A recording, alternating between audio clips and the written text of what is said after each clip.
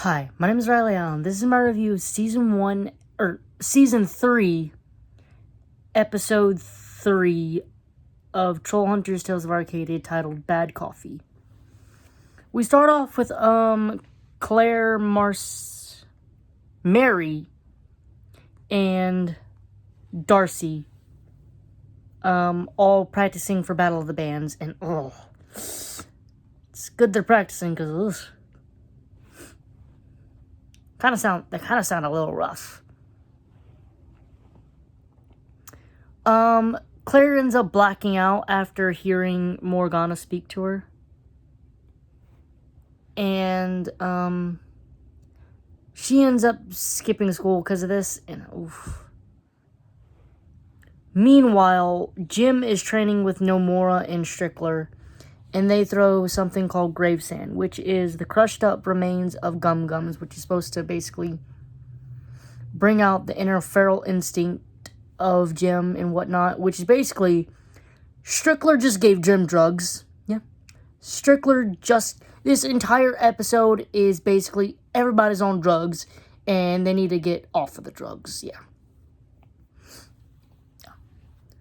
So they're caught, and I do love that Blinky's rebuttal to Strickler saying that Jim needs to be more feral to beat Bular, because according to Blinky, Jim wasn't chosen because he was feral like most trolls. He was chosen because he's human. He has that humanity, that kindness.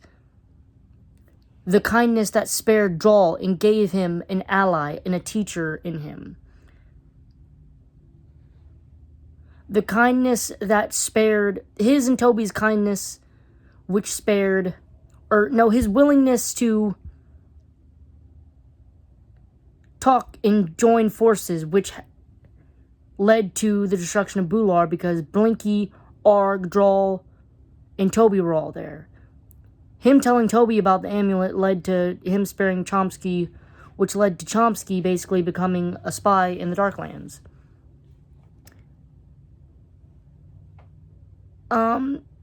And I agree, which is kind of, yeah. So Jim takes the grave sand to school for some reason, and we witness an interaction between Steve and Coach Lawrence, who I had to rewind it and pause it and then turn on subtitles to see it. Steve did call the man Dad, so, Dad, Coach. From now on, I'm calling him Coach Dad. That's Coach Dad. So, he's trying to bond with Steve. Good on him, trying to bond with Steve. But Steve's not really having it. Fair enough to Steve, I guess. He witnesses Jim and Steve witness this interaction, goes back into bully mode and knocks him down, which knocks the grave sand into the teacher's lounge. Jim tries to retrieve it, but he accidentally retrieves the coffee. So the teachers all drink grave sand. And according to Strickler, that's a no-go. Yeah, you're going to need to put him down now. Also, something that might slip by people, Coach Dad was drinking out of a mug that says #1 butt snack. He got a custom mug from Steve, apparently. Either that or that's a Palchuk family nickname, and that was a gift from the missus. I do love that when he was influenced by Gravesand, Coach Dad immediately started picking on Eli, and Steve was the one to stick up for him, which caused Coach Dad and Steve to get into a blowout, which basically outed that Coach Dad was dating Steve's mom. And also, Mary was trying to take pictures and videos, but I think it was Darcy who was like, "No, girl, now is not the time. Have some damn decorum. Have some decorum and tact, girl. Now is not the time." And Steve has a admittedly valid crash out because he immediately, attacking Jim, kind of, which is valid. Jim screwed the pooch. I mean, albeit accidentally and indirectly because of Steve, but still. So, Toby, Steve, Jim, and Eli all band together to fix the teachers. Also, Jim Jim's voice changed because of the gravesand, because according to Strickler, some of the changes are permanent. This was an addition because the original voice actor for Jim, Anton Yelkin, sadly passed away.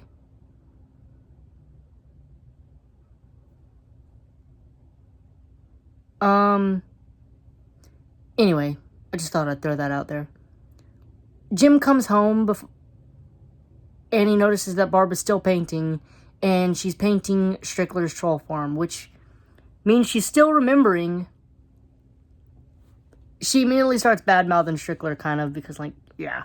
In her mind, she was abandoned for a second time, which, damn, yeah. Okay, yeah, that is valid. A valid reason to be mad. Fucking Strickler is acting like a stalker, though, just watching Barbara from afar like a... God, that made me sad for some reason. Also, I am starting to ship Barbara and Strickler. I am starting to ship them. So they managed to cure the teachers by talking to them and, talking to them, basically, Eli cures Miss Janet by telling her that she's his favorite teacher.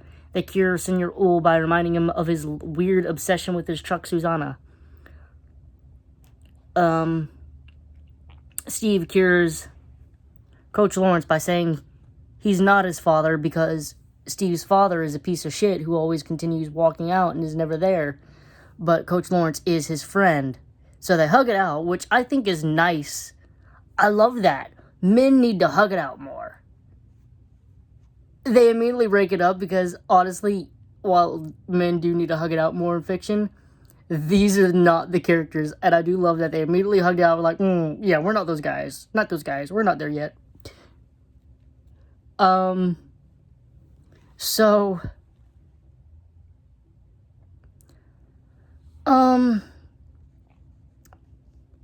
Jim cures Strickler by reminding Strickler of Strickler's love for Barbara. And I do love that one of the main reasons he is training Jim is because in his mind, he can't be with Barbara, but he can protect something that Barbara loves, and she loves Jim. I'm guessing Nomura is there because, like, Jim kind of did save her ass. So, like, she kind of does owe it to him. And I do love that he kind of does admit to Jim that maybe Blinky has a point. Before he goes on to explain what happened to the, teachers. I want to see that explanation. How the hell is he bullshitting that? There was a gas leak and we kind of all went crazy.